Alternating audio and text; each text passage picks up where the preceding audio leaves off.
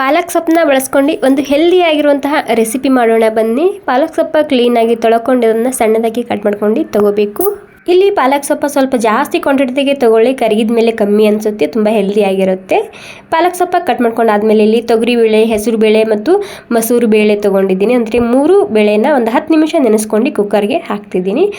ದಪ್ಪ ದಪ್ಪ ಕಟ್ ಮಾಡ್ಕೊಂಡು ಈರುಳ್ಳಿ ಸೇರಿಸ್ತಿದ್ದೀನಿ, ಟೊಮೆಟೊ ಮತ್ತು ಅರಿಶಿನ ಮತ್ತು ರುಚಿಗೆ ತಕ್ಕಷ್ಟು ಉಪ್ಪನ್ನ ಹಾಕ್ಕೊಂಡು ಬೇಯೋದಕ್ಕೆ ಇಡ್ತಿದ್ದೀನಿ ಕುಕ್ಕರ.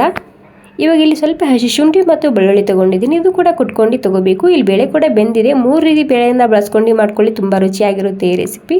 ಸ್ವಲ್ಪ ಎಣ್ಣೆ ಬಿಸಿ ಆದಮೇಲೆ ಜೀರಿಗೆ ಮತ್ತು ಈ ಕುಟ್ಟಿದಂತಹ ಬೆಳ್ಳುಳ್ಳಿ ಮತ್ತು ಹಸಿ ಶುಂಠಿ ಹಾಕ್ತಿದ್ದೀನಿ. ಈ ರೀತಿ ಕುಟ್ಟಿ ಹಾಕೊಳ್ಳಿ, ಫ್ಲೇವರ್ ತುಂಬ ಸರಿಯಾಗಿ ಬರುತ್ತೆ. ಕರಿಬೇವು ಸೊಪ್ಪು ಮತ್ತು ಬ್ಯಾಡಗಿ ಮೆಣಸಿನ್ಕಾಯಿ ಹಾಕ್ಕೊಂಡಿದ್ದೀನಿ. ಒಂದು ಸ್ವಲ್ಪ ಹಿಂಗೆ ಹಾಕ್ಕೊತಿದ್ದೀನಿ. ಹೋಮ್ ಮೇಡ್ ಮಸಾಲೆ ಖಾರ ಹಾಕ್ತಿದ್ದೀನಿ, ಸ್ವಲ್ಪ ಅರಿಶಿನ. ಈ ಮಸಾಲೆ ಖಾರ ಹಾಕೋದ್ರಿಂದ ತುಂಬ ರುಚಿಯಾಗಿ ಬರುತ್ತೆ. ಮತ್ತು ಈ ಮಸಾಲೆ ಖಾರ ಬೇಕಿದ್ರೆ ಆರ್ಡ್ರ್ ಕೂಡ ಮಾಡ್ಬೋದು. ಎಲ್ಲ ರೀತಿಯ ಸಬ್ಜಿಗಳಿಗೆ ಯೂಸ್ ಮಾಡ್ಕೋಬೋದು. ಈ ಮಸಾಲೆ ಖಾರ ತುಂಬ ಸರಿಯಾಗಿರುತ್ತೆ. ಪಾಲಕ್ ಸೊಪ್ಪ ಪೂರ್ತಿಯಾಗಿ ಸಾಫ್ಟ್ ಮಾಡ್ಕೊಂಡು ತೊಗೋಬೇಕು. ಸಾಫ್ಟ್ ಆದಮೇಲೆ ಇವಾಗ ಬೇಯಿಸಿದಂತಹ ಬೇಳೆನ ಹಾಕ್ತಿದ್ದೀನಿ. ಬೇಕಾದಷ್ಟು ನೀರನ್ನ ಹಾಕ್ಕೊಳ್ಳಿ, ನೋಡ್ಕೊಂಡು ನೀರನ್ನ ಹಾಕ್ಕೊಳ್ಳಿ. ಗಟ್ಟಿ ಬೇಕು ತಿಳಿಬೇಕು ನೋಡ್ಕೊಂಡು ನೀರನ್ನ ಹಾಕ್ಕೋಬೋದು.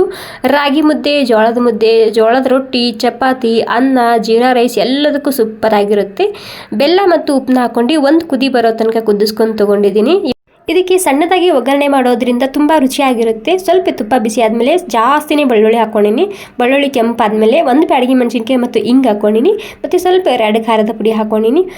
ಓಕೆ, ಹೆಲ್ದಿ ದಾಲ್ ರೆಸಿಪಿ ರೆಡಿಯಾಗಿದೆ. ಸ್ವಲ್ಪನಾದರೂ ಇಷ್ಟ ಆಗಿದ್ರೆ ಒಂದು ಲೈಕ್ ಮಾಡಿ. Thank you so much.